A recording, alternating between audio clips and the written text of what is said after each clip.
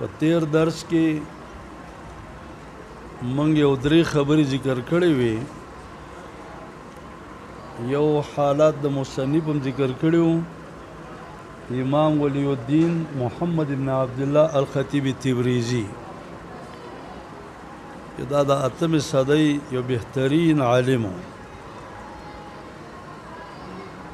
د مشکات نه فراغت راغلی په 230 کې، او بیا په مشکات د پاسه اکمال لیکلی، الاکمال فی اسماء الرجال. دا د مشکات په آخر کې شته دی، په 2م جلد کې. دویم سلسله سند ذکر کړې وه تر صاحب د مشکات پورې. درېمه خبره موږ تدوین د علم حدیث ذکر کړی و. تدوین د علم حدیث د نبی علیه السلام په وخت کې مدونه صادقه وه، او بل تدوین د عمر بن عبدالعزیز په دور کې، او دغه دور کې امام بخاری رحمه الله د دې دور هم دی. صاحب مشکات چې دی دا په کتب مدونو کې نه دی، دا په کتب ناقلو کې دی. بخاری مسلم وغیرہ دا کتابونه چې کوم دي دا په کتب مدونو کې دي، او مشکات چې دی دا په کتب ناقلو کې دی. فجی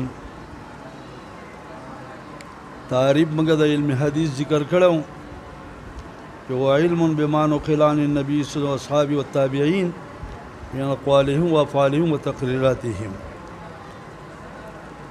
موضوع د علم حدیث وشل سند او متن دی. غرض د علم حدیث چې صحیح د غیر صحیح په منځ کې فرق راشي. خجی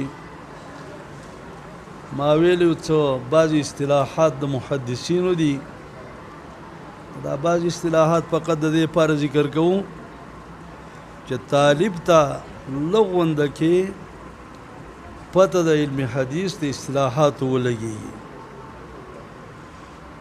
خجی په دې اصطلاحاتو کې صحاح سته دي. صحاح ستو کې بخاری مسلم دی، ترمیزی نسائی ابو داود دے، ابن ماجہ. دا صحیح سته دي. په احادیثو کې چې شیخین ذکر شو، یو د فقه شیخین دي. د فقه شیخین چې دي امام ابو حنیفه دی، امام ابو یوسف دی. او دا علم حدیث شیخین چې ذکر شي د دې نه مراد دی امام بخاری محمد ابن اسماعیل البخاری، بل مسلم دی مسلم ابن الحجاج القشیری. دا دوه چې دی په علم حدیث کې دا شیخین دي. او صحاح څلور دي، ترمیزی، ابو داود، نسائی، ابن ماجہ.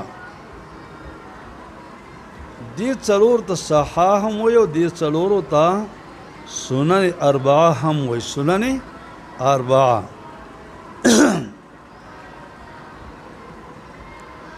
او جامع په دې صحاحو کې ترمیزی دې ته لیکلي جامع الترمیزی، بخاری ته هم لیکلي جامع البخاری. جامع محدثین کم کتاب ته وایي چې پاکه اته چیزونه وي. کم کتاب کې چې اته چیزونه موجود دي هغه ته جامع وایي. سیر، آداب و تفسیر و عقاید، فتن، احکام و اشراط و مناقب. سیر چې جهاد ورپکې ذکري، آداب ورپکې ذکر کی، تفسیر و عقاید ورپکې ذکري، فتن او احکام، علامات د قیامت او مناقب ورپکې ذکر وي. دا اته چیزونه دا په بخاری کې مشته دی، دا په ترمیزی کې مشته دی. صحیح مسلم چې دی دا جامع نه دی، ولی جامع دے تفسیر ورپکې کم دی او سنن هغې ته ویلی کېږي چې په ترتیب د ابواب الفقه باندې وي هغې د سنن ویلی کېږي سنن ابو داود سنن نسائی ابن ماجه او ترمیزی ته چې سنن ویلی کېږي نو دا تغلیباً ویلی کېږي دارنګې صحیح سته چې د شپږو واړو ته صحا ویلی کېږي دام تغلیباً ویلی کېږي لکه صحیح ورپکې صحیح بخاري ده او صحیح مسلم دی او دا باقي چې دا سنن دي نو یو اصطلاح د علم حدیث دا ده دویم واوره په احادیثو کې یو قسم کتابونه ته معجم وایي جمع معاجم راځي معجم کوم کتاب ته ویلی کېږي معجم کتابونو ته ویلی کېږي چې په هغې کې ذکر د احادیثو د استادانو یې مرتب د کوم استاد نه مخکې سبق ویلی د هغې احادیث مخکې نقل کړي د کوم استاد نه چې په دویم مرتبه کې ویلی دی هغه په دویم مرتبه کې ذکر کړي چې کوم په دریم مرتبه کې ویل هغه په دریم مرتبه کې ذکر کړي پوه شوله خبره باندې دې ته وایي معاجم دریم دی مسند مسند چاته ویل کېږي چې پای کې ذکر وي د احادیثو د صحابو په اعتبار د رعایت د هغې د مرتبو سره په غیر د ترتیب د ابواب الفقه نه څنګه مسنداتو کې اول هغه احادیث نقل کوي چې د ابوبکر نه وي دویم هغه احادیث چې د عمر رضی الله عنه نه وي دریم هغه احادیث چې د حضرت عثمان نه وي څلورم هغه چې د حضرت علی نه وي په دې ترتیب باندې په دې طریقې سره احادیث نقل کوي دې ته وایي مسند مسند کوم کتاب ته ویل کېږي چې احادیث نقل وي په رعایت د ترتیب د صحابه سره په دې کتابونو کې یو کتاب دی هغې ته جز ویل کېږي جز څه ته ویل کېږي چې مشتملی په بیان د یو مسلې باندې واحد یو مسلې کې چیړلی وي جزء القراءت شو جزء رفع الیدین شو پلان او پلان دغه خجی بل اصطلاح مفرد دی علم حدیث کې مفردات مفرد چاته وایي چې مشتمل وي په احادیث د یو استاذ د یو استاد چې څونه احادیث د ذکر کړي فقط دې ته مفردات وایي غریبه غرایب چاته ویل کېږي هغه کتابونو ته ویل چې په دې کې تفردات د یو شاګرد وي د خپلو استادانو نه چې دا نقل نه د نورو استادانو نه دا یو کس د خپل استاد نه څه خبرې ذکر کوي چې بل استاد بل شاګرد یې سره ذکر کوي دی نه دا یو تن چې ذکر کوي نور دې ته غریب ویل کېږي غرایب هغه کتابونه چې د یو شاګرد د احادیثو بیان کې چې د دې شاګرد سره دغه استاد نور شاګردان شریک نه وي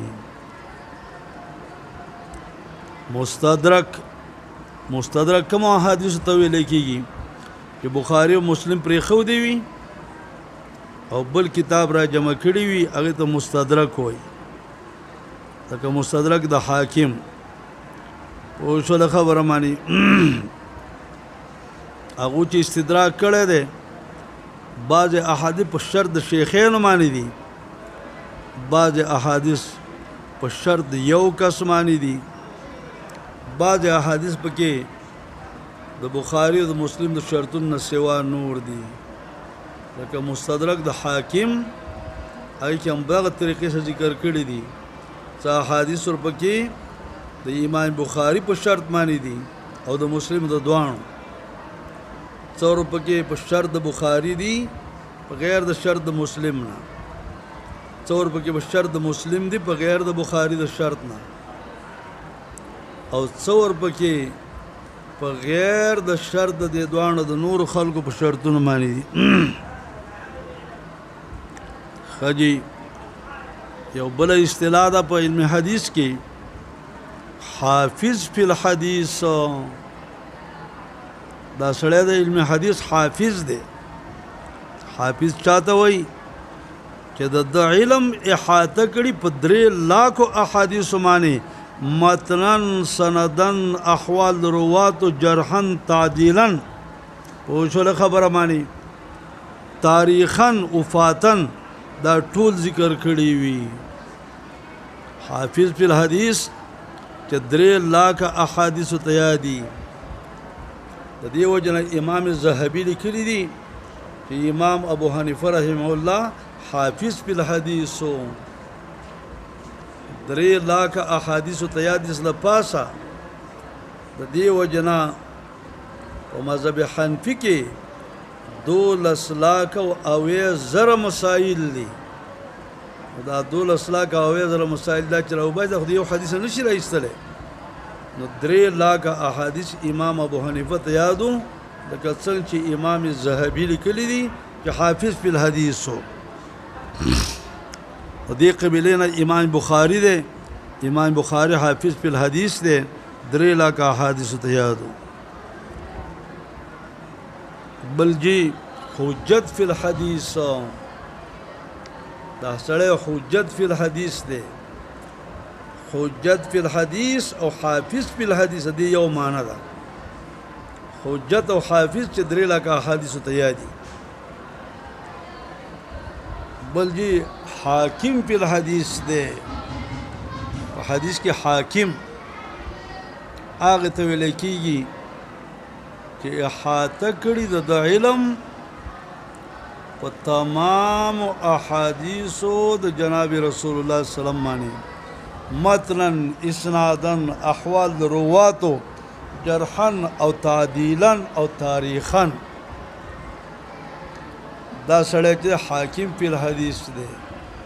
حاکم فی الحدیث چاته ویل کېږي؟ هغه چاته ویل کېږي پوه شولې چې تمام احادیث د پیغمبر باندې د علم احاطه کړي وي، سندن او متنن، احوال د روات دا ته مکمل معلوم وي. خجی په علم حدیث کې یو بل شی دی هغې ته مناوله ویل کېږي. مناوله دې ته ویل کېږي چې استاد خپل شاګرد ته ووایي یو خط وله ورکړي چې هلکه تا چې کوم احادیث واورېد د دې بیان خلکو ته کوه.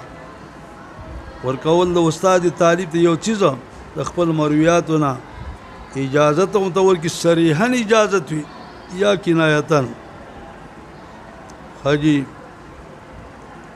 او په دې باندې عمل کول، په عمل په مناوله باندې دا جایز دی چې استاد ولګېږي او شاګرد ته څه ورکړي. دا بیا نه دا سند چې ورکړي شاګرد ته، د دې معنی دا چې کوم احادیث کوم کتابونه تا وویله تا ته اجازت دی دې بیان خلکو ته کوه. دا جی بعض اصطلاحات دي د علم حدیث، او ان شاء الله العزیز په راتلونکي سبق کې کوم چې مشکات المصابیح دی، مشکات المصابیح چې کوم د سره شروع کیږي دا خطبه چې د الحمدلله نحمده ونستعینه د دغه ځای نه به سبق ان شاء الله شروع کوم. او کوم استاد چې د هغې څخه دویم جلد دی هغه به د هغې نه مخکې مقدمه د شیخ عبدالحق بیانوي.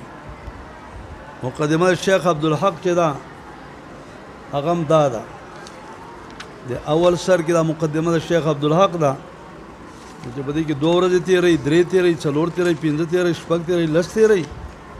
دا مقدمه د شیخ عبدالحق چې د احادیثو طریقه چې کومه چې طریقه طالب وپېژني.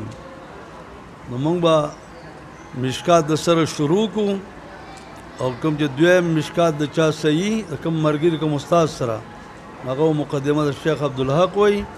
شیخ مقدمه شیخ عبدالحق چې خلاصه کړه بیا به دویم جلد شروع کوي.